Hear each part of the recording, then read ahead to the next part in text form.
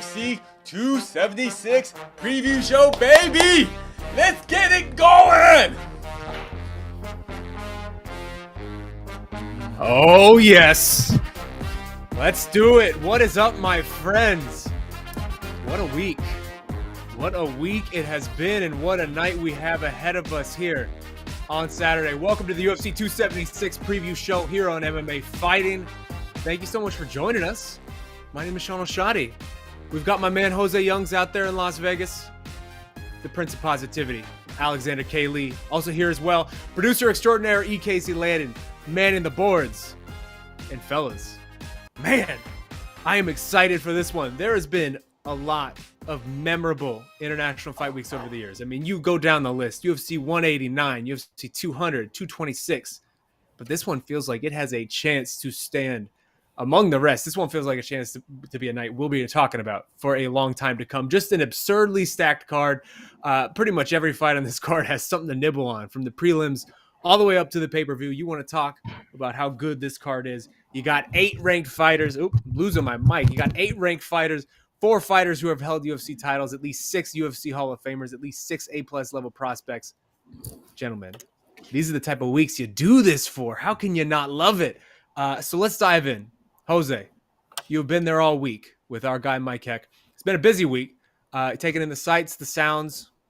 What's your read on UFC 276 as we approach it? Like, what's the hype level? What's the vibe out there on the ground in Las Vegas?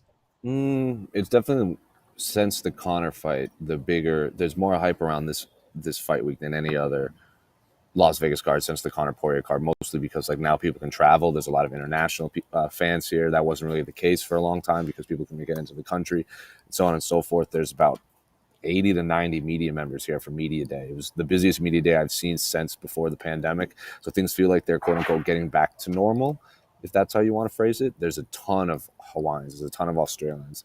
It also helps that WWE is in town too, so you kind of get that crowd mingling with all of the fight fans. So there's billboards everywhere. Israel Adesanya, Cannonier's face are on the taxis too. So it's starting to feel like a pre-pandemic pay-per-view fight week, and the amount of stuff happening for fight fans this week is second to none, with the fan expo and the meet and greets, and now we get another press conference. We had the Hall of Fame and the red carpet yesterday. So if you're a fight fan in Las Vegas, it's been a fun week.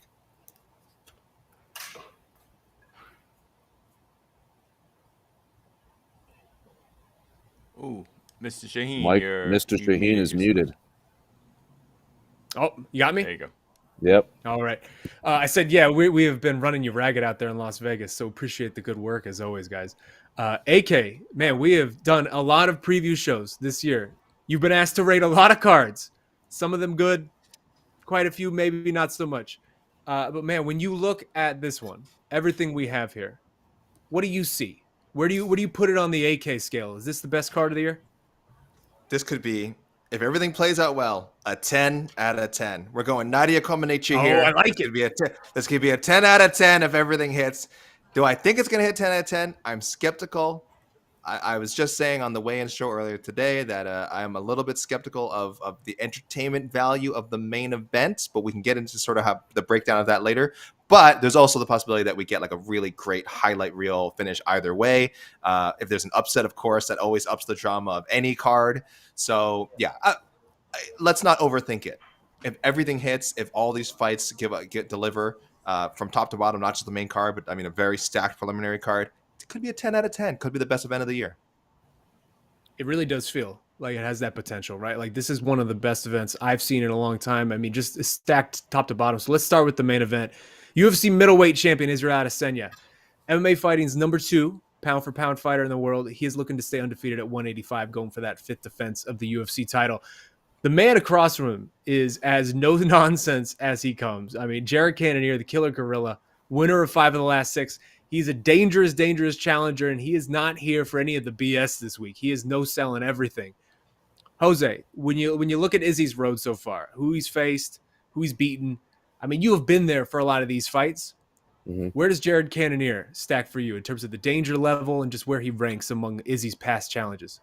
His danger level is, I don't want to say he's more dangerous than like a Robert Whittaker or a Kelvin Gastelum or something like that, but his path to victory is unlike anyone else, and the skills he brings in.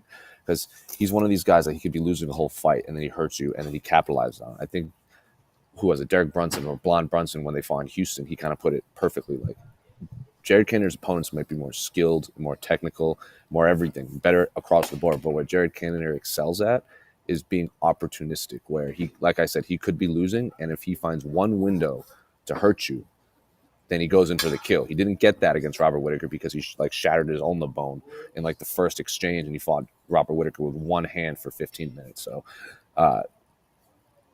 if he can hurt Izzy, that's a big task to do. I think him and Israel, like it's an interesting chess match because Israel Adesanya has pretty much shown he has no holes in his game outside of, like, remember when he got kind of impatient against Yoel Romero, and then when he tried to push the pace, Yoel hit him with that overhand and stunned him for a second. So if Izzy doesn't fall into that trap, I think he can pull out a 50-45. But if he gets in there and tries to do any sort of stylistic showing, or it's impatient, or he just, like he says himself, he gets bored in there sometimes. If that happens against Jared Cannonier, it's going to be a bad night. Because like I said, Jared Cannonier could be down 3-0. If he hurts Izzy once, he's going to tackle him, and he's probably going to use those vicious elbows that he finished. I don't like a bunch of heavyweights. He did that against Derek Brunson. He's done it against everyone. Those, you've seen him, like when he's on top of his opponent and just elbowing them until they're unconscious. So if Izzy can manage to not make one single mistake against Jared Cannonier, which is not out of the question, it'll be a good night for Izzy. But one mistake against Cannonier, bad time. It's interesting the way you lay that out, because I agree with a lot of what you're saying, but the narrative, or maybe the talk we're getting from Izzy this week. I mean, at this point, we know what we're getting from him, right? This guy's box office. He's not he's not messing around. He makes big promises, and oftentimes he delivers on those promises. But even more so when he feels slighted, and we saw it in the first Whittaker fight. He came out there with the purpose after that Gastelum war, and then put on just a masterpiece. Same with the Costa fight. He heard all those whispers after the Romero fight, went out there and just straight embarrassed one of the scariest dudes at 185. This week feels a lot like the same. Like he's hearing a bit of those whispers again after the Whittaker rematch, and he is out here confident, promising this isn't going to be close. He's talking about going out there and putting on an Anderson Silva versus Forrest Griffin type of performance. I mean, AK, what's your read on Izzy this week, I guess? When you hear that type of thing, Silva, Griffin, like those are legendary performances. Do you think he could actually do that? He could, but I don't know if you can plan for something like that. Like I don't know. I don't recall. My memory's terrible with these things, but Anderson Silva wasn't normally the type to kind of call his shot like that. Then again, Anderson Silva wouldn't say, I'm going to put on an Anderson Silva type performance, because he is Anderson Silva. So I don't know. I'm nervous. Shaheen, I'm nervous. I'm nervous about this main event. I think I'm with a lot of the people who we ran a poll earlier today, what fight are you most looking forward to? And the main event came in a distant third behind the co-main and Pereira and Strickland. There's other reasons for that, the drama surrounding the fights, but also I think matchup wise, and I agree with everything Jose said. I think like there is some legitimate upset potential there for Cannonier. He has the tools to do it. It's not just like a puncher's chance thing. It's like he has the skills to set up that punch that he needs to land to really do that damage to Israel Adesanya. So, but I just feel like I'm really worried Cannonier is going to be too respectful, that he's not going to be able to muck the fight up. That Adesanya is not going to feel any urgency to press the action, and why should he? Let's say if he's leading the dance and he's scoring from the range that he's comfortable with, why would he push it? So, as far as manufacturing, and that is definitely the word I mean to use, manufacturing like this magical MMA moment or a highlight in any Izzy fight, it's possible, but it doesn't make me feel any more confident when a fighter with his skills goes out and just says it. So.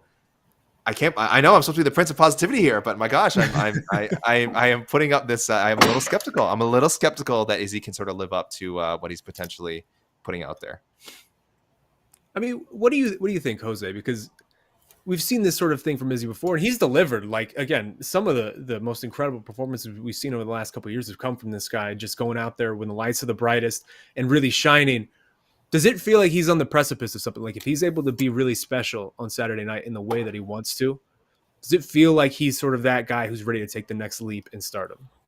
Maybe I think he's going to have to do it again because like he did it like the Robert Whittaker fight is one of the most spectacular finishes we've ever seen ever, and it was on enemy territory. It was like 2 belts on the line, sold out Marvel Stadium. One of the like I think it's at this point like it's sold the most. It's like the most attended event, like highest ticket sales in the history of the UFC. Everyone's talking about Israel Adesanya. Oh, he's going to fight John Jones. Is that fights Yoel Romero? One of the worst title fights in the history of the UFC, and then everyone's cool on him. What does he do after that? He pulls off the Paulo Costa fight. All of a sudden, everyone's talking about him again. And then he has back-to-back fights against Whittaker and Marvin Vettori. Yes, those rematches. He said he got bored. So can he take this leap to superstardom? Yes. But if he styles on Jared Cannonier and then he goes out there and styles on Pereira or Strickland and then styles again, then he can be a superstar. I don't want this hot and cold, up and down. Izzy's the best fighter in the world, and then he wins at 50-45 but doesn't knock his opponent out. And all of a sudden he's like, well, is he that good? Is he really top 5 pound for pound? Like, obviously he is, but I want to see this level of style bender, styling on people routinely because, like, the Anderson Silva fight, he did that against Forrest Griffin. He went up in weight. So he was already getting he was the middleweight champion going up to fight the durable Forrest Griffin, and he styled on him in, like, the single greatest performance I've ever seen. And then he kept doing all these spectacular things, and it became a big deal. Izzy needs to do that. He needs to get more and more and more and more moments rather than these singular ones a year and then lay 2 duds. Not saying they're duds. In the eyes of fans, if Israel Adesanya is not knocking you out, it's not a good fight, which is very silly. So keep it up, Izzy, and you'll be one of the bigger stars in the UFC. Well, he certainly is lucky because with how this week has played out, because we'll talk about it in a little bit. Yeah. But no matter if he wins, no matter how another fight on this card goes, he is set up for a very, very big fight after this, it feels like. And in one of those type of fights that could launch him into that space.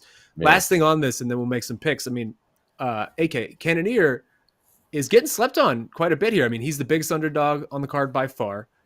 He's not much of a wrestler. Like, he only has 2 takedowns his entire UFC career, but he does have plenty of weapons that Jose mentioned that could make this seemingly pretty interesting, right? Like power, physicality. He has a really mean kicking game, and he's willing to commit to that, to chop that tree down, to go to the body work and all that.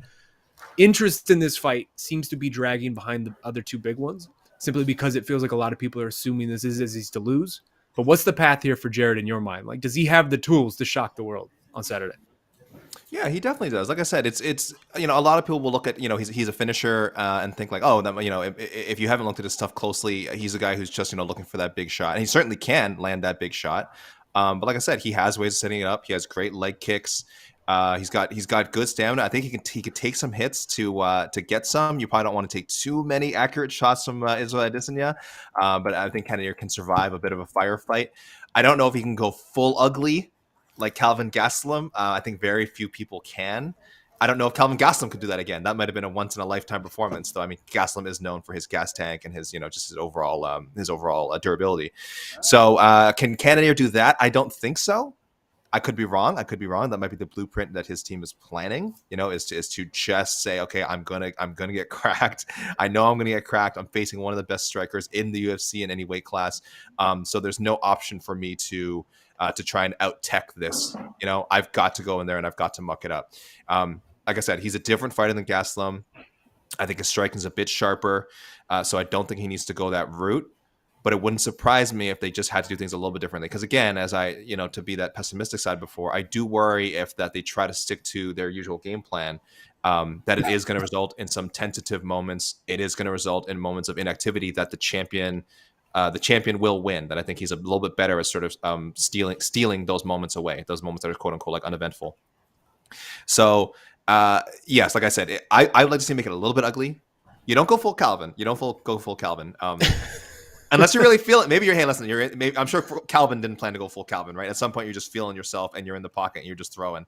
But I would hope that is not the plan for Cannonier going in. But I think he definitely has to be aware. Look, he might lose some rounds early too. There might be some rounds early on where he has to go in and get stung and get ripped up a bit.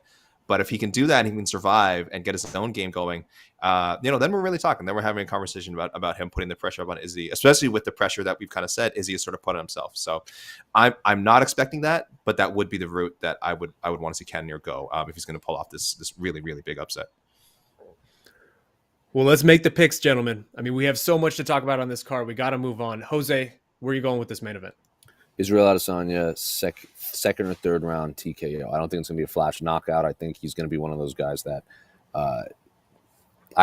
what was the phrase I used? Like when he fillets his opponent, it's very methodic. He kind of picks you apart until you just kind of succumb to the violence, and then he catches you like with Robert Whittaker. We've seen Jared lose. We've only seen Israel Adesanya lose to a much bigger Jan Blachowicz. So, normal. Like I'm not like Izzy. I'll still say undefeated middleweight. I know he doesn't really like that, but I get why. He's undefeated in middleweight. We haven't seen him ever lose to anyone in middleweight. He's had a couple less than stellar performances in terms of excitement. He very easily won those fights, but they weren't the highlight reel Israel Adesanya style bender things that we were accustomed to. But until I see Israel Adesanya look anything less than human, I'm going to pick him to win against everyone at 185. So I think he gets it done. Third round TKO. I think I'm with you, man. It feels he's putting it in the air, and when he's doing this type of thing, it feels like he's one of the few fighters who can actually live up to that type of moment, right? I feel you as well. I think this is going to be an early knockout, maybe second or third round. I think Izzy's going to get it done, and he's going to move on to a very, very big fight. And again, we'll talk about that in a second. AK, what about you? I'm sensing a decision. I don't know. I don't know why I'm suddenly so down in this fight. I hate, like I said, I hate to be part of the people. There is already a large contingent of a large section of fans that are kind of like, the co-main event, which I know we'll talk about, should have been the real main. This fight is, this main event is less compelling now after what we've seen this week than Alex Pereira and Sean Strickland. I don't know if I agree with any of that, but I am really worrying that we don't get a super exciting fight. I don't think it'll necessarily be a bad fight. I think the drama just will be there just based on who's involved. Izzy and Jared Cannonier are a very worthy challenger. But I'm thinking Izzy by decision in a fine fight, but not one that we're talking about like even by the end of the year. But hey, I'm very bad at predicting fights. So hey, people look at the fight now like you guys said, either early third round knockout, maybe a first round knockout, Izzy does something crazy, or Cannonier upset something wild. But for me, I cannot get the image of a somewhat listless decision out of my head. Well, we'll see. I mean, that's 3-0 for Izzy regardless, but we need to move on because I want to talk about what's in my mind, and I think a majority of the public's mind, the most intriguing fight on this whole damn stat card. Because if you give me one fight to watch on Saturday, I'm picking this one. Volkanovski-Holloway. We are doing this again, fellas, the trilogy, and we have to start with what we saw on Thursday because, guys, I did not see this coming. Max Holloway is usually someone who's very respectful, cool as a cucumber, not a trash talker at all. But the Max we saw at that press conference, even Alex was surprised. AK, were you surprised? Like, what did you make of the fire that we saw from the Blessed Express over there? It's kind of hard to tell with Max sometimes what he's thinking. He's normally been he gets jazzed up at press conferences. We've seen that. He certainly is the kind of guy who will get excited. Talking trash is definitely a little bit out of his realm of what we're used to, especially against someone like Volkanovski, who we know he respects. There's been some shots fired in interviews, but I mean, it was almost inevitable when they've been at every interview they've done over the past, when was there for 2 years, has been about each other. It's just constant questions about each other. Volkanovski had some other fights. Holloway had some other fights. But man, this trilogy, the prospect of this trilogy has been swirling ever since. So I guess at some point you're going to have to take a different tact. It can't be all respectful. It can't, there has to be some trash talk. Holloway, look, I think he's selling the fight. I'm not like thrown off by it. I know some people are saying, oh, what does this mean for where Holloway's head is going to be on fight night? I don't think that's a huge concern. Holloway just doesn't strike me as the kind of guy that any sort of pre-fight shenanigans, whether on his part or whether his opponent's part, are necessarily going to really affect what you see when it's time to step into the cage and go to war for 25 minutes. So it was surprising. It wasn't great with respect to Max, who again I think is like a pretty likable guy. But trash talk is not for everyone. Building up rivalries, in a somewhat artificial way is not for everyone. So something I think when the fight's over, regardless of the result, hopefully we won't be talking about much. Should he lose again, I hope people don't think that it's because of anything that happened at a press conference. I'm surprised to hear you say that you didn't think it was great. I actually really enjoyed it. You don't see that side of Max that often. I mean, it surprised me. But I mean, I've been vocal, Jose, since UFC 251, that I felt like Max won that fight. The majority of the cards on MMA decisions had it for him as well. But either way, like, we're at the point where you can no longer take anything at all away from Alexander Volkanovski. Like, this is clearly one of the greatest talents we have ever seen at 145. You got 11-0 in the UFC. This is 3 defenses of the title now. I think if you look at our website, he's the number 3 pound-for-pound fighter in the world. Max made this point. Max sitting at number 6. Not often you see 2 top 6 guys, pound for pound in the world, going at it like this with such incredible stakes. I mean, you're on the ground, Jose. Does it feel like this is a special fight? Like this is a real, just special moment for the sport? Yeah, it seems like the media and fans that we've talked to, everyone's kind of in agreement with what you said. If they could watch one fight, it would be this fight, because it's not every day you get 2 fighters, not just in the top 15 rankings for their weight class, but top 10 pound for pound in all weight classes across the board. Max has said a few times, like the last time he thinks he remembers this is like when John Jones fought DC. I think there's been a few after that. If I remember correctly, like when Khabib fought like Dustin Poirier, I would imagine they would both be in the top 15. Same as when Dustin Poirier fought Charles Oliveira, they were both in the top 15. But this is obviously different because they've already fought twice, and very rarely, even more rare than 2 guys fighting in the top 10 pound for pound, they're fighting and one person is already down 2-0. Like regardless of what we all argue and say and whine about who won that fight, the L is there. Alexander Volkanovski has that title defense. He is defending his title. Max is not the champion. So I'm happy this fight is happening. I wanted the 3rd fight right away, but I get why they didn't book it right away.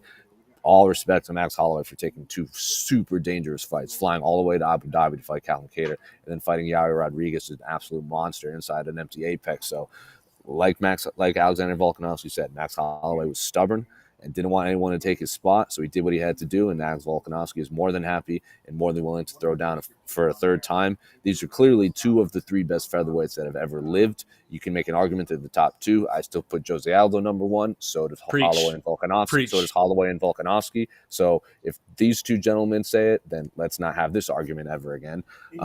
So yeah, it's high level martial arts across the board. I don't really care about this goofy trash talk that Max was doing. I have a theory that he gave the exact same interview 18 times to 18 different media people. It is what it is. We'll see you on Saturday. Best is blessed. Blah, blah, blah. And then someone was like, hey, I think you've done the same interview about 100 times this week. So then he came out there with a little more fire. Also, there was a ton of Hawaiian people. I don't know how it came across on the screen, but if you looked at the crowd, there were so many Hawaiians in the crowd. So it was very clearly pro Max Holloway. So maybe we fed off of that. So I think we're going to get a super hyped up and fired up Max Holloway come fight night. 9th Island, baby. 9th Island out in full force out there in Las Vegas. I love the way that this fight sort of come together, because I was like you, Jose. After that second fight, I was a little outraged. I kind of wanted that 3rd fight right away, but patience, right? The distance makes the heart grow fonder, because you saw Max. He went out there and really reestablished himself against Calvin Cater, and then the Yair Rodriguez fight. And then look what Volkanovski's an even bigger star now. Yeah. I think Volkanovski now, much more so than after that second Max fight, is getting the respect, or starting to get the respect that he clearly deserves as one of the greatest ever. Like, we are now talking about him as one of the pound for pound best. AK, I mean, regardless of what any of us think about the scoring, like Jose said, it's 2-0 in Alex's favor. It is on Max now to make these adjustments, because the alternative is fairly dire for him if he doesn't, right? Like, if you get Max Holloway down 0-3 to a champion who doesn't look like he's going to be beaten anytime soon. Max is only 30 years old. He's probably a lot older in terms of fight years because he's been at this for so long, but that could really, really put a cap on his career, hamstring his career and his legacy in like a fundamentally broken way if he's just not able to get past this 0-3 hole and never really get a title shot again as long as Alex is here. I mean, even Max has spoken openly this week about how much this means for his legacy. Do you think that Max can make the necessary adjustments, and does it almost feel like this is like a last chance? Like, this is a really dire situation for him? I mean, it sucks that it has to be, because as for in regards to it being a last chance, it really sucks to say that it is, because these are the 2 best guys at 145 in the world. Great division, a lot of guys coming up, a lot of guys who could certainly be in contention for that spot within 6 months. We could be talking about someone who's maybe as good enough to crack that top 3. But right now, we know definitively it's Alexander Volkanovski, it's Max Holloway. So theoretically, and the first fight wasn't great. The second fight was friggin' awesome. So, like, what would be wrong with wanting to see these guys fight 4 times, 5 times, 6 times? It's not how combat sports works. I get it. You do have in boxing, sometimes you guys have fight 4 times, 5 times, but at least it's definitely very rare in situations where one guy was up, like, say, 0-3 in the series, which Volkanovski will be if he beats Max again. So I get it. I understand why people wouldn't want to see it again. I understand why even Max Holloway is kind of thinking, why would they make this happen again if I lost?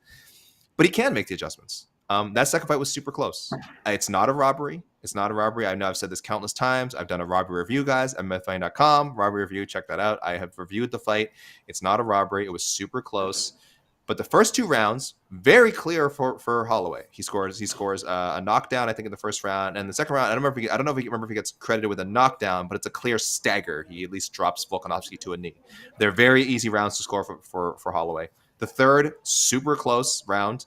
That's probably the swing round for most people, and then fourth and fifth, I think, very clear for Volkanovski. But it's not like even in the rounds that Volkanovski won.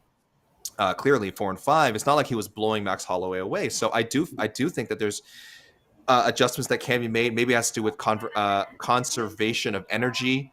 Maybe it just has to do with sort of being a little more defensive. That's hard with a guy like Volkanovski, again, who can really dictate the pace. He's at the point in his career where he can make pretty much anybody fight the fight that he wants to fight. But that's what Holloway was too when he was a champion, and that's what makes this matchup so fascinating. And again, if you'll go back and watch that second fight, you see that. You see moments where guys are just they're struggling for the invisible reins of the fight.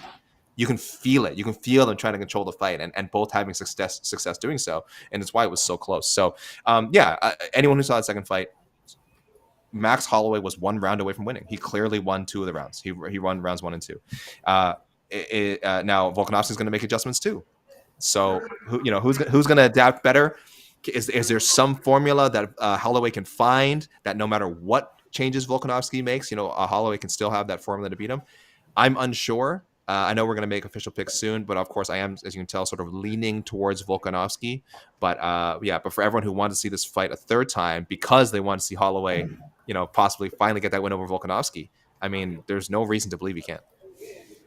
It's wild, just like you almost can't like overstate how much this fight means to both men, just in terms of their career paths, but also their legacies, right? Like it feels like if this has been a black cloud that's been hanging over Alex since that rematch. And if he is able to get past this Max Holloway chapter of his life, it feels like he would really level up in a way, just historically, in terms of the fans' perception, all of it, in a way that he maybe hasn't and has been holding him back. So let's see, guys. I mean, predictions. This is as coin flippy of a fight as you can get in my eyes. I don't really know where to go. I'm still on the fence a little bit. Jose, where do you lean here? I'm leaning towards Alex Volkanovski. Alex Volkanovski has looked like the pound. Like if Kamaru Usman wasn't the champion, if he loses to Leon Edwards, I think Volkanovski is pound for pound the best fighter in the world. He has looked unstoppable. And even when he has been in precarious situations, like when he was in a deep guillotine against Brian Ortega, he finds a way out and he finds a way to win. And I've said this on many a post show, many a preview show. The thing that separates the top 3 fighters in a division from the rest of the pack are those moments where when you are on your heels and you are hurt, can you keep winning? Can you do this and that? Yeah, Izzy put Alex Pereira on skates for like X amount of time, like he keeps saying, but he still lost and got knocked out cold. It's not how you start, it's how you finish a fight. Because at the end of the day, as Billy Bean said, nothing matters unless you win the last game of the season. So Volkanovski is up 2-0. I think he's going to go 3-0. I think it's going to be super, super competitive.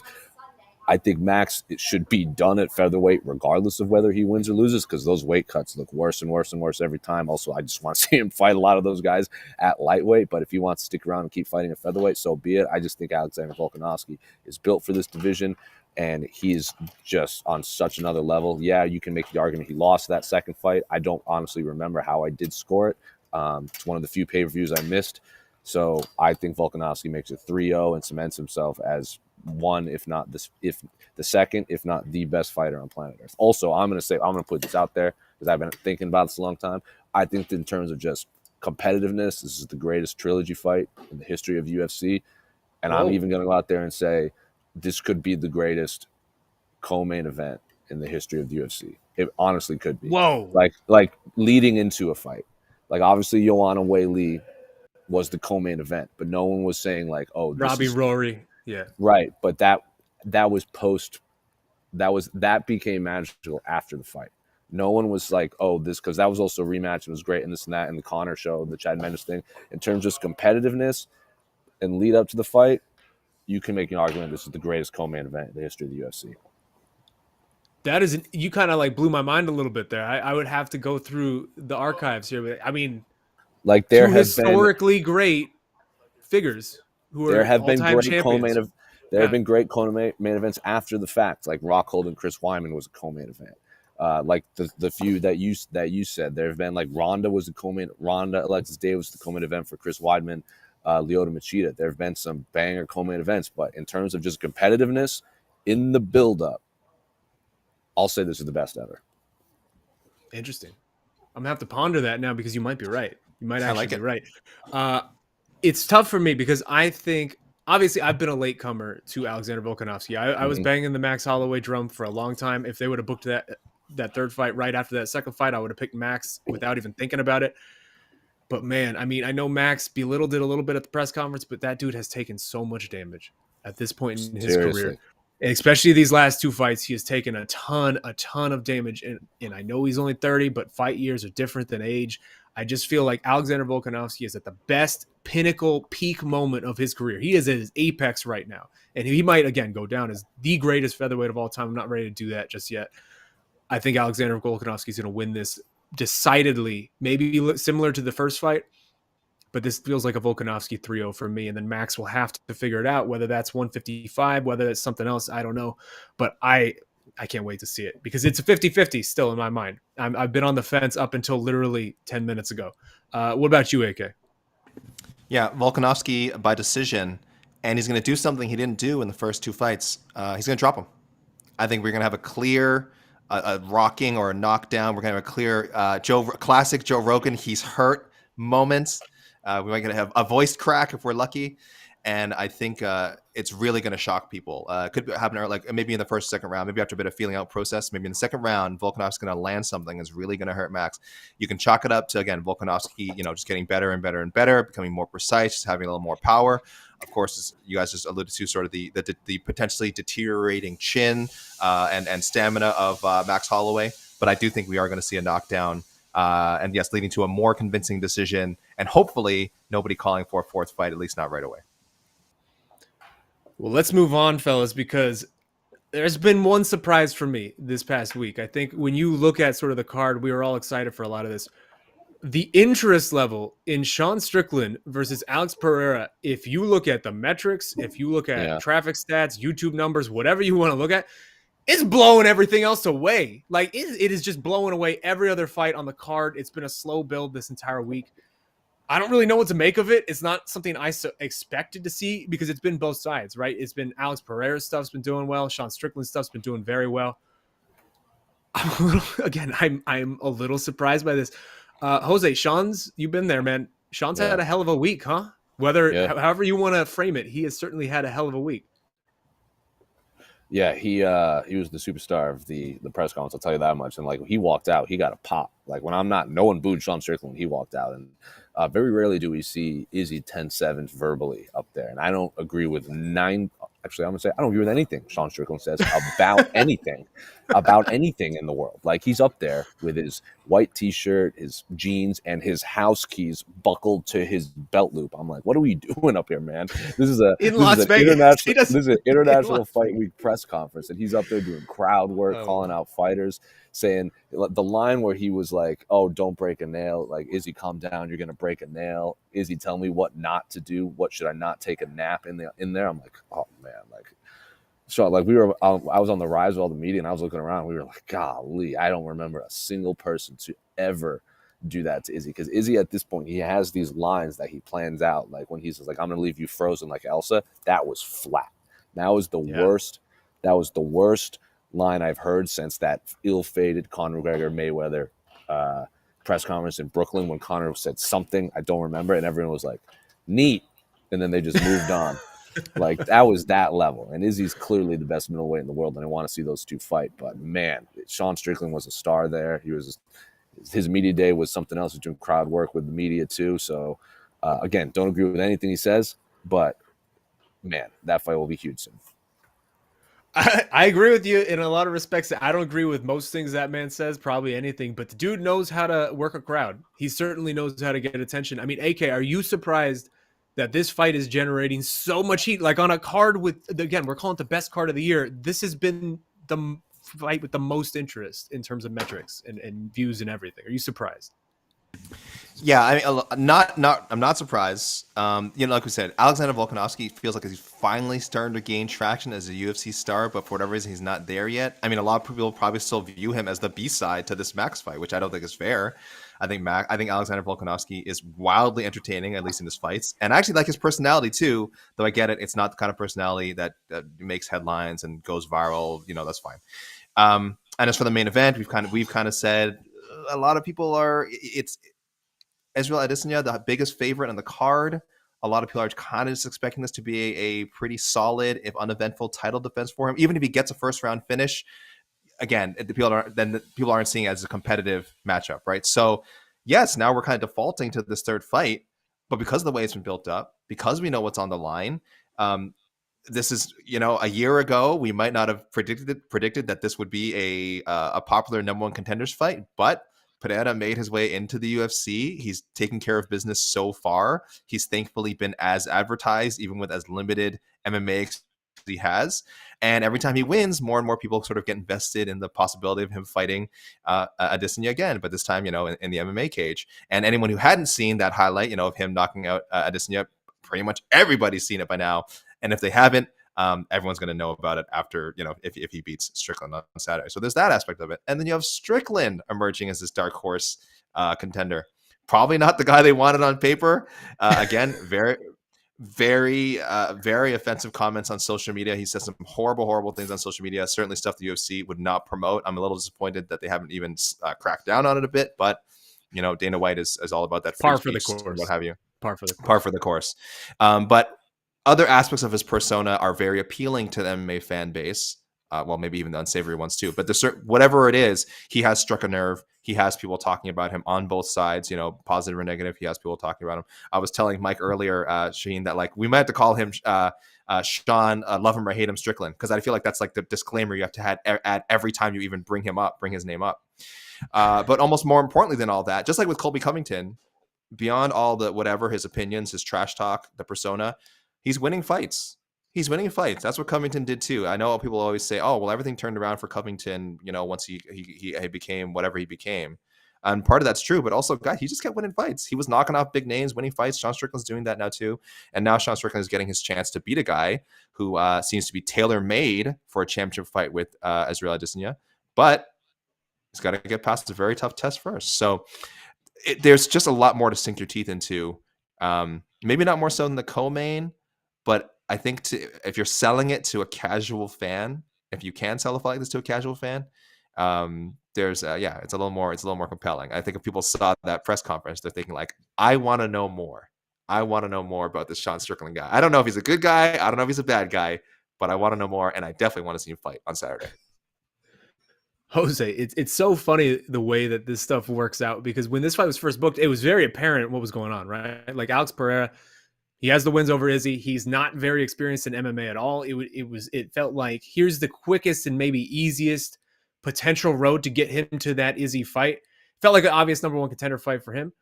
At this point, is this just is it big fight regardless? Like whoever wins this fight, do you feel like this is going to be one of Izzy's bigger fights? Absolutely. If he fights Sean Strickland, they're going to sell the hell out of that fight at every press conference. They're going to show all those sound bites we got. It's going to be those are two guys that you put them on the stage by themselves and not anyone else. You don't put 5 people up there. You put Izzy and you put Sean Strickland and you give him 2 mics and then they just yell at each other. That's what we need. If it's Pereira, it's the rivalry is there from kickboxing, and it is a strictly martial arts thing, because Izzy was getting all kinds of mad. Alex Pereira's not up there saying I'm going to destroy this guy. People are asking him about Izzy, and he's just answering. He's not going up there and immediately calling him out. Mike was even like, he's ice cold though. He is ice cold with some of the lines. Yeah, great. Yeah, and even Mike Heck was like, "Do you have a message for Izzy?" He's like, "Nah, I got to worry about Sean," which is very true, because Sean Strickland is a very good fist fighter. I have to get out of here soon, so I'm going to probably give my prediction right now. Is that okay, Sean? Yeah, go for it. Yeah, so I'm going to pick. I think it's going to be Alex Pereira. He is huge. You're a believer. I wasn't aware at how much bigger he was than Sean Strickland until they faced off. He is so big at middleweight. It does not look like a good cut. So if Sean Strickland, I know Sean Strickland is a psycho and trains with Francis Ngannou for fun. I just think Alex Pereira, the guys that Sean Strickland has beat lately are guys that aren't like Uriah Hall is a phenomenal striker, but he's not really an offensive push the pace striker. He is a counter striker that finds openings and hits you with those spectacular shots and puts you away. Sean Strickland has a gas tank that just is go, go, go, go, go. So he did not let Uriah Hall get into that thing. And then Jack Hermanson is great. Don't get into a sloppy kickboxing match with Sean Strickland. I think Alex Pereira is not going to do that, and he's going. I don't think he's going to knock him dead, but he's going to hurt Sean Strickland. I think he's going to get it done, and then we see Izzy Alex Pereira at some point in the fourth quarter of 2022. Well, really quickly, because we're going to revisit the rest of this fight, but before you go, because I know you have to go set up for the rest of the day, weigh-ins and proceedings and everything. What else? If you had one more fight on this card you like? What's sticking out to you? What's the one fight that you like on this card outside of the big three? It's the Sean O'Malley fight. I mean, it really I've always thought Sean O'Malley was a supremely talented fighter, but the guys that he's fighting, he's been dominating. And the Raulian Paiva fight, I'm like, Raulian Paiva is a good fighter. He's a durable fighter. He just beat his old teammate in Kyler Phillips, but like that's not the fight I want. I want to see Sean O'Malley fight someone in the top 10, top 15. Pedro Munhoz has lost to, if you make a list of the 10 greatest bantamweights in the world, Pedro Munhoz has probably fought all of them, and he's either beaten or lost to them, and he's not even the biggest bantamweight out there.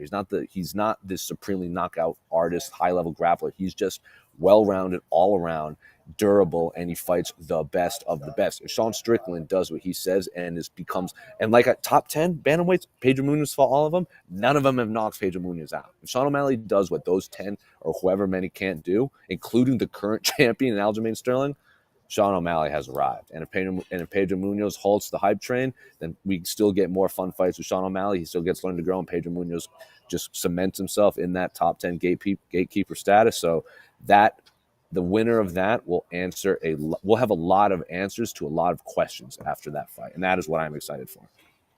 Yeah, it's weird. It's been kind of a low-key week for Sean. But that matchmaking is just sensational because you're 100% right on everything you just said there. I can't wait for that one.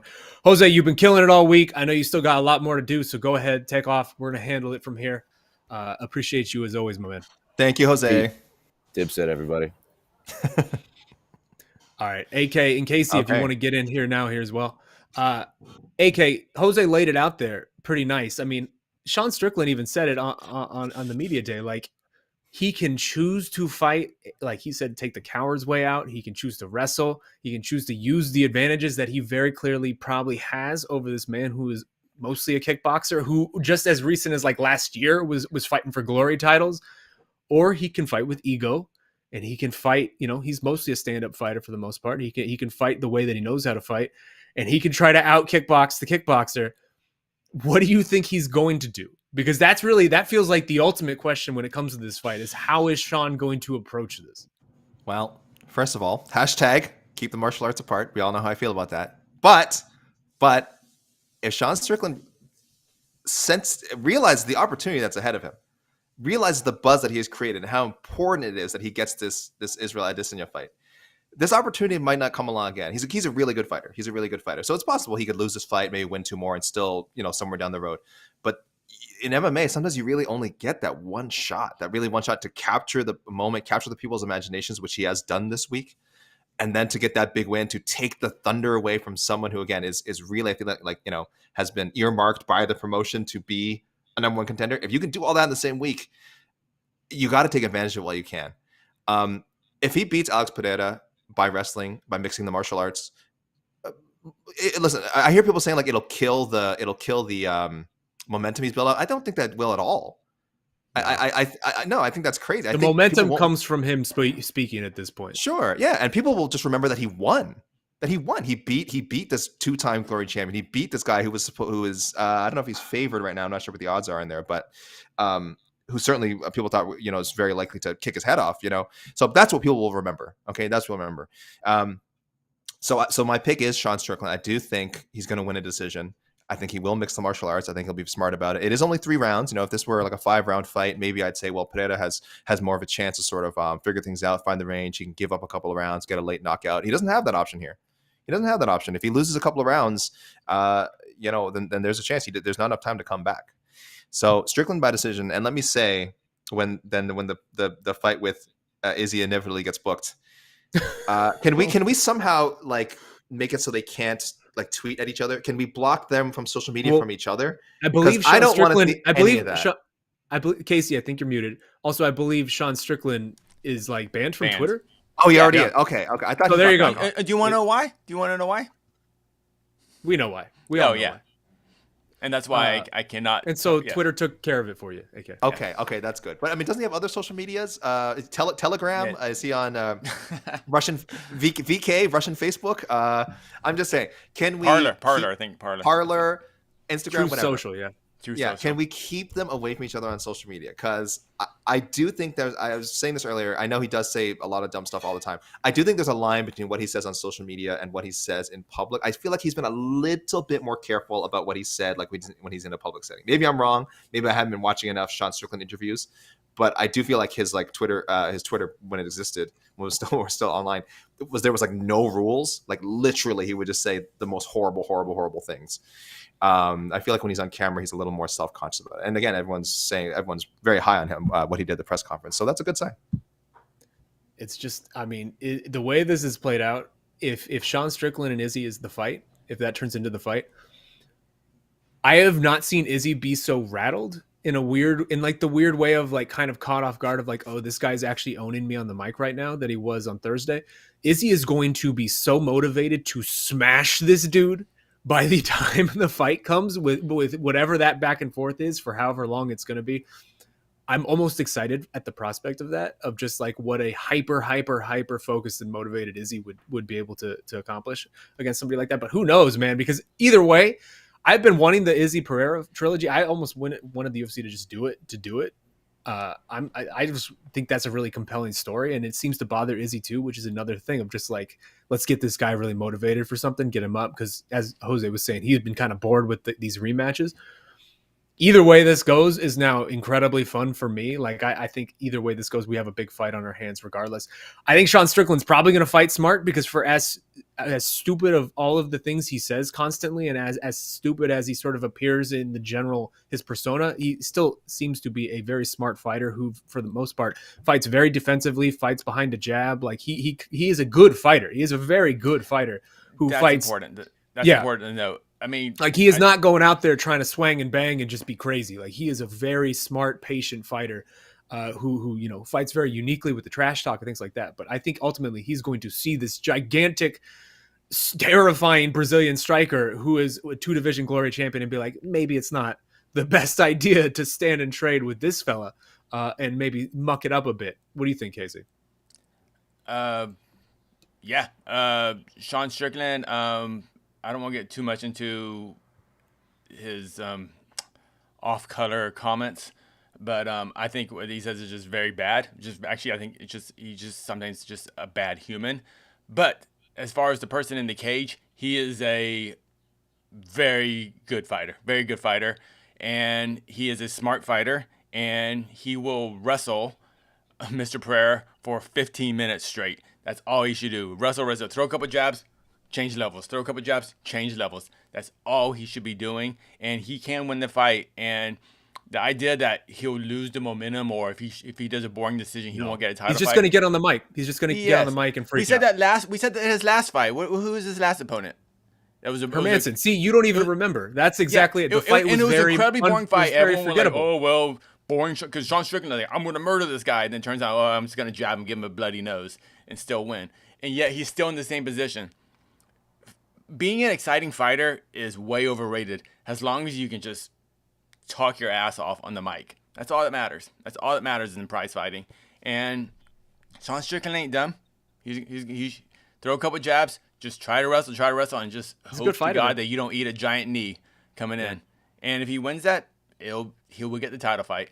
And if Pereira wins, he will get the title fight too. That's why this is a great booking by the UFC. Great, put him on the same card, put him on the same stage, have a press conference. Usually I'm kind of like, why isn't Dana there promoting the fight? I'm actually kind of glad Dana wasn't there, because then there would be so many kind of questions like, hey Dana, what do you think about Sean? And then Sean, it would have been kind of, I don't know, it felt like the boss wasn't there. They could just kind of the parents were away, right? Like the parents weren't away. Around, so he was able to be a little looser. So but I forgot the original question was.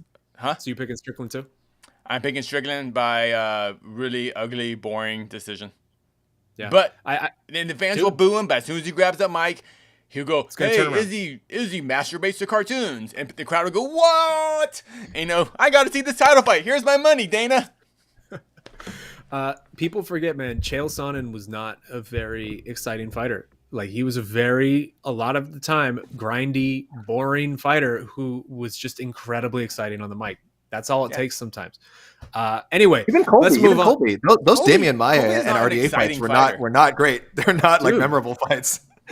That's all it takes sometimes, man. That's all it takes. Let's keep moving though, because we are running out of time, and this is just a ridiculous card. We have so many other fights to hit. AK, I want to throw you the same question that I hit Jose with. Just if you could pick one, just one other fight outside of these top three, what's grabbing you the most? I'm gonna go away. Jose's pick was excellent. I'm gonna go away from that. The main card opener. I'm really intrigued by Uriah Hall and Andre Muniz. Uriah is a guy. The two guys that didn't even get a media day, they haven't gotten anything. Like Andre Muniz might be the next champion of this division. I think Muniz is the second best middleweight on this card. This is Fight Pass content here. This isn't even on ABC. This is Fight Pass content. That's how low it is. This is Facebook. It's on Facebook. This would be on Facebook if that were still a thing. This is the number 12, Uriah Hall, number 12 in our rankings. Andre Muniz, number 10. These are two of our top 12 middleweights in the world. And they are headlining the early prelims, if that's a thing. But I'm fascinated by the style of matchup, too. Uriah Hall is, I'm probably, if I had a record of like predicting his fights, in the UFC, let's see, he's had 18 fights. I'm probably like 2-16. I just never. I have no gauge for who's going to show up. I thought he was going to beat Sean Strickland. I was like, I'm believing that this Uriah Hall surge is real, and he just got beat. He just got beat that night, and I was suddenly like, well, I don't know. I just don't know what to expect this guy, because at his best, he's a huge challenge for Andre Muniz. Andre Muniz, a great grappler. I'm probably a bit underrated as a striker, but definitely the best not grappler in the division. Like just in terms of pure danger grappling, like he's probably the most dangerous grappler in the entire 185. You break Jacare's arm, I'm calling you that. Like at that point, you're it. But Uriah Hall doesn't get dominated by grapplers. Like that's not really a thing. So it would kind of be a first time. Has he fought someone as dangerous with his grappling as Andre Muniz? Maybe not. So maybe this is the day we see Uriah Hall get submitted, and if so, huge feather in the cap to Andre Muniz. Chris Weidman could have been that person, but it ended very early, so obviously. Right. Yeah. I'm certainly going with Muniz to win because I'm a very safe picker and whatever. But a Uriah Hall decision win would not surprise me. Just Muniz just not being able to get it to where he needs it to go. Uriah Hall just outstriking him, frustrating him, is very possible. So it's that great kind of clash of styles that I'm really interested in. And I don't expect either guy to mix the martial arts too much. I want to see striking. I want to see one guy stick with his grappling, and then I want whoever gets their game going to win. Gentlemen, there is no need to mix the martial arts. No need. I was so surprised that these guys even aren't even get like a media day, nothing. Again, like Andre Muniz is gonna be someone in my mind who's gonna be in this title picture for years to come. Like this is someone who maybe you should get behind UFC, but what do I know? I'm not the promoter over here. I like that pick, AK. For me, the one I kind of have my eye on that has flying incredibly low under the radar, but I think we could look back on as maybe a turning point. Jalen Turner and Brad Riddell. Jalen Turner, to me, might be one of the most interesting prospects in this whole damn lightweight division at this point. That dude is massive for a lightweight, and it doesn't seem like he cuts a lot of weight, and he is incredibly, incredibly skilled. Like, I am all in on Jalen Turner. Like, if you're selling Jalen Turner stock, I am gobbling it up. I'm buying all of it because I think this kid might just be the truth. I think he might be a title contender sooner rather than later. And Brad Riddell is...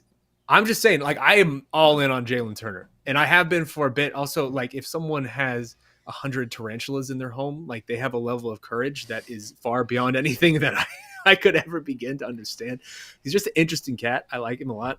And then Brad Riddell, not long ago was a guy that we were talking about going into the Fiziev fight of, like, this is somebody who might be, in this title picture for a long time. And then he loses that fight, gets knocked out, goes away for a while, and we forget about him because this division's so deep. But Brad Riddell is still like a force at 155. Oh, yeah. I love this fight. I absolutely love this fight, and I can't wait for it. I think it's going to be fireworks. Cool. What do you think, Casey? What's standing out to you? I was going to say Riddell Turner, too. I'm still very high on Riddell. Turner's obviously a great prospect, kind of hitting his prime too pretty soon, athletically. And remember, Fiziev did knock Riddell out, but that was I think it was midway through the third round. That was a super competitive fight till then and very fun. So that's one of those fights. I do think Fiziev is a slightly better fighter, but if they fight like 10 times, I think Riddell wins 4 times. But the fight I'm gonna go low in the card. I'm still kind of interested in Macy Barber. Macy Barber, Jessica Eye. All right. Sure. I like that. I didn't expect the Jessica Eye pick, but please. Well, it's more about one reason we're talking on the weigh-in show why I love this card and the matchmaking is, for the most part, it's kind of prospects versus gatekeepers at different levels. Yeah. Pedro Munhoz is that kind of top 10 gatekeeper. Jessica Eye, I don't know what level, top 10, gatekeeper. You kind of have to beat Brad these Tavares, people. Brad Tavares. Exactly, Brad Tavares. I think there was even another one on there. But you get what I'm trying to say. You kind of have to beat these people to kind of, for the media and the fans to go, okay, you know what? You are a future contender. Now let's just see if you can get there. And Macy Barber, of course, had those losses, but she tried to hype herself up. She's the future. There are 2 futures on this card and everything. And she took some losses, took some bumps, but I still think there is some really good raw talent in Macy Barber, and I love this matchmaking in her and Jessica. I don't know. I know this is short notice for Macy Barber, and I'm hoping she's coming into this fight, at her best, not just unprepared. But I think it's gonna be a good kind of fun brawl. I think it's gonna be fun. It's very early in the card. Otherwise, Pedro Munhoz, Sean O'Malley. I just so many things could happen in that fight, and it could really, especially a big win by O'Malley, a big first round knockout. Dude, the 135-pound division completely kind of changes, Dude. So and you could say that's why this card's so fun, is you can say that about so many divisions on this card. Like the matchmaking, there could be so many changes at the guard with this card, depending on how certain matchups play out. I was setting up, we have our rankings coming out next week in the ranking shows and all that. And I was setting up sort of the seeing where we were with matchups and where the rankings were. And like half of the meaningful matchups still left in the ranking cycle are just from this card. This card could be seismic in terms of what it does for these divisions and just the UFC in general. I love it. What's up? In our rankings, both Macy Barber and Jessica Eye are just outside. They're fighters also receiving votes, so just outside. Macy Barber on quite a few ballots, so she's ready to crack in. Jessica Eye still on 1 ballot. Maybe it's me. I don't remember. Do you know where she's ranked? So neither of them are ranked. Do you know where Jessica Eye is ranked in the UFC rankings? Top 10, probably. Yes, tied for 10th. That's not surprising, man. That's why we're the best rankings and the only rankings that matter in the sport. Listen, I had Jessica Eye ranked for a while, but she's been in a bit of a slump, and it's not like this division hasn't moved. There's been movement at 125. So, to be fair, AK, you also still have Conor McGregor ranked, and you were the only person on our entire website. All right, hold on. Conor McGregor ranked. You know what? Let me bring up the rankings here. We're gonna start doing this now. No, we're not going to do this. We're not going to stand by it. I'm just saying. I stand by it. I'm not even apologizing. You're the last one on the bandwagon. Casey, we're running out of time, but let's get to the peeps. What do we got out there? We got some questions. Let's go to the peeps. There's so many damn fights. I'm sure there's something out there. All right, so hit us up with questions and peeps. I did pull some other stuff up, so here we go. Oops, too small. Hold on. All right, this one's coming from our good buddy Joseph Boza. Spicy. Hashtag max stands are the reason why this fight is happening. It's crazy that someone is 0-2 against their rivals getting a third crack. Is it crazy? It is not Max crazy Holloway. Max Holloway's a legend. Like, he's the second best featherweight in the sport. He earned it back. Like, this feels very deserved, if anything. I will say 0-2. Come on. I mean, I know the second fight was very controversial, but it's not like 0-2. I got Max Holloway got demolished. 1.5. It's like 1.5. Really. Yeah. I will say his popularity is one of the reasons why I think people haven't wanted to embrace Alexander Volkanovski as the best, even after that amazing fight with Ortega, 100%. Even after completely washing Zombie. They love Max. They love Max. They weren't ready for the Max Holloway championship era to end. They weren't ready for it to end. Think about like how Max had to defeat Aldo. He demolished Aldo twice. And that kind of gave Max, okay, Max is the new guy. Volkanovski, yeah, he is 2-0, but not the same 2-0 that Max was over Aldo. And I think that's what's missing from Volkanovski right now as far as getting that shine. We all know he's an incredible fighter. But this is such a big fight. I love it. And real quick, I want to go back to what Jose said about this being the best co-main event ever on paper. Absolutely, because this should. It's a good point. This should be the main event. About it. To me, this is the main event, and that's so. I heard you arguing that on the weigh-in show, and I understand where you're coming from, but I think you're looking at the sport from someone who's maybe too far into the forest to see the trees. Because like Izzy is the star. Because I'm not making money off this card. That's why. Izzy in the co-main event would make no actual sense because he is one of the top 5 biggest stars in the sport. He also has the potential to be one of the biggest stars, like, just generally. He's out here doing Elden Ring commercials. Like, he is just a very mainstream figure. If you asked anybody, like if you asked a grandma on the street if she knows anybody on this card, she's most likely to know Israel Adesanya. So it makes sense that he's the main event, but I understand sort of where you're coming from. I get it. I'm not surprised as he's the main event. I am surprised how little interest there is. It seems from the hardcore fans with the Cannonier fight. I guess when they walk out and start looking at each other, then I think we're all going to be like, oh, yeah, this is the main event. But at least build-up wise, I felt, I don't know. I felt if this was the main event, this would be more. We'll be talking about it more like in kind of this legendary trilogy rather than going, well, he's 0-2. Why is this even happening? I just don't like that argument. I understand what Mr. Bose is saying, but not into it. and not to mention, he fought his way back to this fight. Yeah, it's not like it's an instant shot. Yeah. He beat who else should get the shot? Two incredibly impressive performances. Like, it wasn't, top 10 guy in Calvin Kattar. Yeah. Top 10 guy in Calvin Kattar, one of the most one-sided 5-round beatdowns we've ever seen, and then a top 5 guy in Yair Rodriguez. Who else can you give the title shot? That was a good fight too. And then Volkanovski beat Ortega, so he's out. It's definitely not because of hashtag Max stands. Yeah, like the Kattar fight was maybe the beatdown of the year, and Rodriguez fight was one of the fights of the year. So like, and take in mind that second loss. I'm looking at MMA decisions right now. 65% of fans had Holloway winning. About 2/3 of media had Holloway winning, and it only came down to one round. Remember, it was a split decision. Round 3. One judge had just one other round, that third round. Then it's a whole different story. In this trilogy, I don't know. If the second fight was so close, super excited for the third fight. I have no idea what's gonna happen. What's next? Let me see this. This one's coming from MMA Accentuate. If Alex Pereira can't beat Izzy, Hamzat is the only legit threat to him. That's interesting. I think you're forgetting a man named Andre Muniz exists. Yes.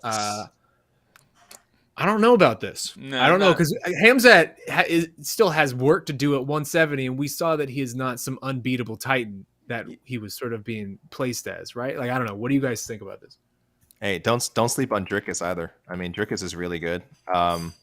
There's a lot of good middleweights. Imavov. Like Imavov again. He just hasn't been able to get like enough fights that people can like repeatedly talk about him. He's had a lot of setbacks here and there. Middleweight is pretty good. Yeah, Muniz for sure. If he runs through Uriah Hall, if he could submit Uriah Hall again, I'll believe he can submit a lot of people because, like I said, that just doesn't happen to Uriah Hall. If you can impose your will like that, then you're really talking about a guy who for sure can be a threat to a champion. Because I always say I love well-rounded fighters. I love well-rounded champions, but I also believe 1 A+ skill can take you a long way until you round out your game. And if you have an A+ skill like Muniz has, that jiu-jitsu, guess what? You can go pretty far. Other than that, guys in the current top 10, I get it. If you're just looking at the top 10, it's all a lot of guys Izzy has already beaten, or just have sort of fought their way, have lost their way out of title contention. But you're going to need to look a little bit lower. And then, of course, God forbid, Jed Meshu's number 1 middleweight. I'm going to pronounce it correctly, not the way he would. Reiner de Ridder, the 1 middleweight champion, if he ever came over to a 2-division champion, I think. If he ever came over to the UFC, he'd been an interesting challenge. Another guy, very, very strong grappler. So obviously we're kind of looking at grapplers here, but who knows? There could be someone. It's certainly not only Hamzat. Let me put it that way. Hamzat's still got work to do, man. It's funny. Don't assume that he's going to beat Usman. Yeah, I feel like we're doing the same thing with Izzy, like we did Anderson Silva. It's like, well, to beat Anderson Silva, you got to grapple him. You got to grapple him. And it turns Oh, out some Anderson of that. Silva just Yeah. got knocked out a lot on his feet. Yeah. It's just, I mean, eventually, and that's why I think Cannonier is a very tough fight, because we think that it's MMA striking, small gloves, things are just different in there. And Cannonier, I think, is a super tough threat. I mean, I'm picking Izzy, but it's a very dangerous fight. And yeah. All right, we'll hit a couple more and then we're going to get out of here. This one's coming from Tristan Gordet, who says, thoughts on Ian Gary here in this spot? Tough fight against Gabe Green. Gary likes to talk as well. Can you see him being a future contender or superstar? I don't know, man. This is an interesting question because Ian Gary has kind of been flying under the radar this week. He came into the UFC, obviously, with a lot of hype. It almost feels like people have turned on him a bit, like that people are like almost against him. At least maybe that's the sense I'm getting. I don't know. Like, do you feel like there is an Ian Gary hype train going? It almost feels like there's like a pushback against it. Yeah, of course there is. It's not quite as bad. I remember, I can't remember, it was from the MMA Hour or some other interview. I think it's from MMA Hour. I did a write-up from there, and a lot of the notifications, and it was something about, Ian Gary just being confident and talking about his plans and whatever, becoming a contender, and so many of the replies, of course, were just immediately pushing back. Just like, oh, you haven't done anything yet, you haven't done this, you haven't done that. It was probably just also he like poorly phrased some sort of like his, how high he was on his own prospects, and people just took that and ran with it. Yeah, there's been pushback, but I love how the UFC has booked him. I think they are booking him the right way. Jordan Williams, I think, was not an easy fight, but I think the right guy to bring him in. Darian Weeks is really tough. I know people look at Darian Weeks' record and go like, oh, well, I mean, he was expected to beat Ian Gary, expected to run over him. But like, no, that's a guy who on paper is like a really tough matchup for him. And it proved to be. It wasn't like a dominant win. It wasn't controversial, but it was not a dominant win for Ian Gary. And now Gabe Green's another tough guy. Like, they are not giving this guy cans to just walk through for someone who I think they would like to put some promotional push behind. Very young guy, 24 years old, seems pretty charismatic. He's from Ireland, so, immediately you have people making, oh, Conor McGregor, can you make Conor McGregor comparisons when they're not really similar at all. But I love the matchmaking they've done for him. I think they're giving him tough people who are winnable fights. I think even if he loses on Saturday, I don't think that's the end of the hype train. If anything, maybe like you said, Shaheen, maybe it'll stop some of the pushback and hate that he's been getting, and he can kind of fade off into the background just a little bit. Because again, as good as he is with the media, as good as he is at talking, I think he'd be okay with not having the spotlight on him. Should he take a loss, and he can sort of just focus on just improving on being a fighter. So I'm very high on his prospects. As he's someone I'm guaranteeing can be like top 20 in a strong division. I don't know. Welterweight's pretty tough.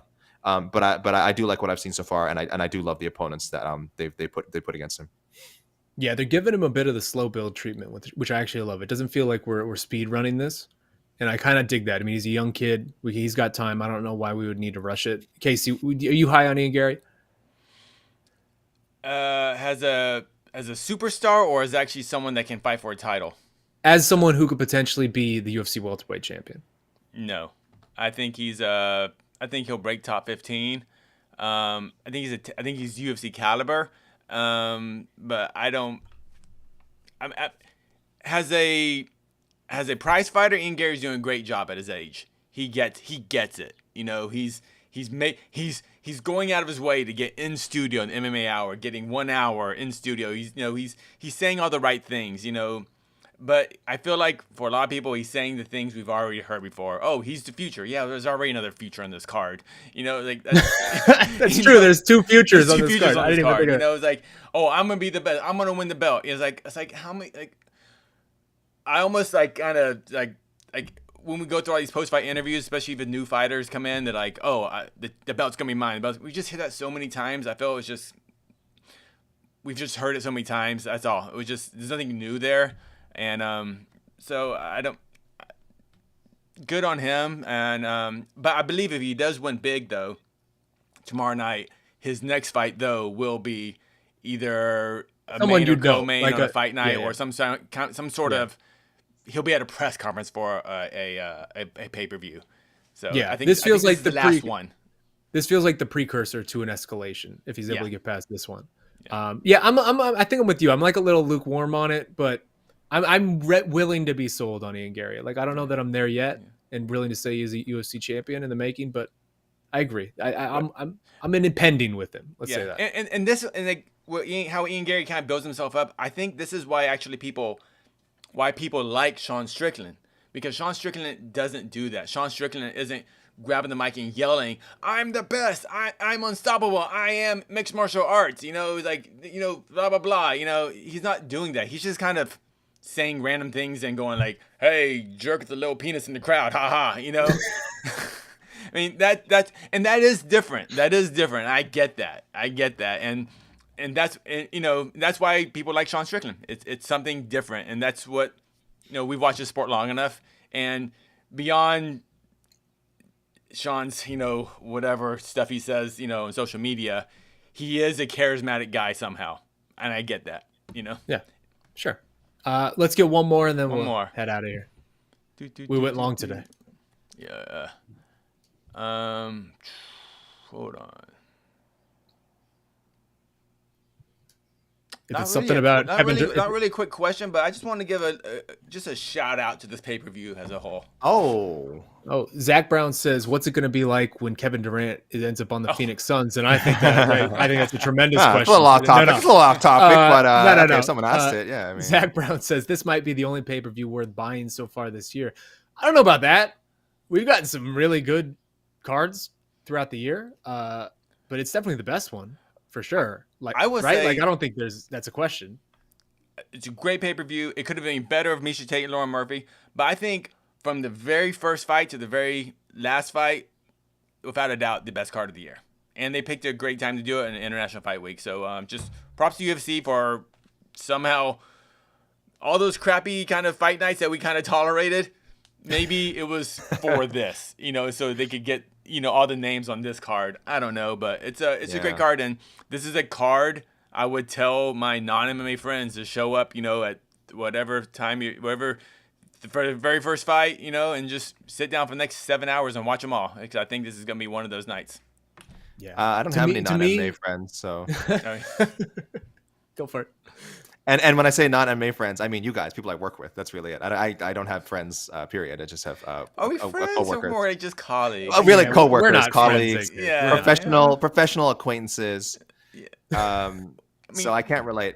But yeah, this isn't as crazy a statement as I thought it was when it came out. This is Zach Brown's comment. Only I'm just gonna look back at the other. It's not that crazy. 270 was fantastic. You had Ngannou, which is just Mark. Yeah. I mean, you had Francis Ngannou, Cyril Gane. That's tremendous. And then the flyweight trilogy or rematch or whatever, the trilogy, obviously.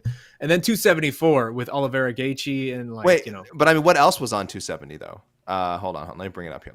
Two gigantic fights like that is a pay-per-view with buying. Sure. But I think this comment means like if you were paying for the whole card, if by this definition you were like literally paying for the whole card, I think he's right. It is 274 as well. 274 as well with 274 Ferguson Chandler. You had Shogun OSP on there, Shogun. Yeah, I don't know. Randy Brown, Chaos Williams, a fine fight, but I don't hate it.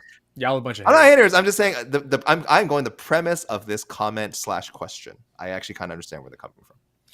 One thing we haven't talked about at all in the weigh-ins or this, Donald Cerrone versus Jim Miller. Can we just? Oh my God! Just I don't know. Is this a fight that we care about, or I mean? Yeah. I think we're not talking about it because we don't want to ruin it for Donald. Okay, yeah. And we don't want to put the stink on it. It's just like this guy's been through it too much. Like this is his third weigh-in in however many the last few months. His third weigh-in and no fights yet. Technically, no fights yet until tomorrow night. We're gonna act like that doesn't exist. Okay. So we're not gonna put any sort of stink on it at all. I hope it happens. It's a fun matchup. Though I love the caveat of the winner is the winningest fighter in UFC history. Like that's very cool. That's it. That's all we're gonna say. Okay. Well, thank you so much for riding with us today and just riding with us all week. It has been a crazy busy week all week from out there in Las Vegas. Thank you to José Youngs for joining us for a bit. Also, Mike Heck, who's out there on Radio Row right now, just getting interview after interview. That he is the man. That dude is Alexander K. Lee. That is the best producer in the business, the undefeated A.K.C. Layden. I'm Shaheen Al-Shatti. Keep riding with us on MMA Fighting all throughout Friday. Saturday, we got your preview, post-fight show, everything you have come to expect from this wonderful website. We got you back. Hope you enjoy the fights. Have a great rest of your week. Have a great weekend. and we'll see you tomorrow night.